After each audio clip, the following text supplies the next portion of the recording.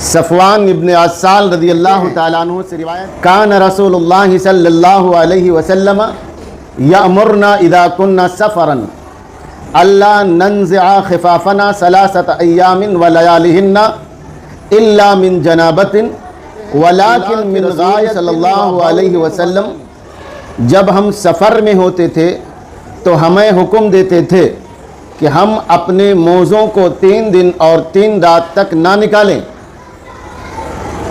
ہم اپنے موزوں کو 3 دن اور 3 رات تک نہ نکالیں، نہ اتاریں، الا یہ کہ جنابت لاحق ہو جائے، لیکن پاخانہ، پیشاب اور نیند یعنی سونے کی وجہ سے ہم اپنے موزوں کو نہ نکالیں۔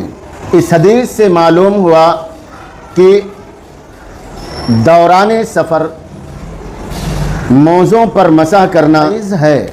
حدیث سے یہ بھی معلوم ہوا کہ سفر کے دوران موزوں پر مسح لگاتار 3 دن اور 3 رات تک کر سکتے ہیں۔ اس حدیث سے یہ بھی معلوم ہوا کہ جب جنابت لاحق ہو جائے تو موزے نکالنا ضروری ہیں۔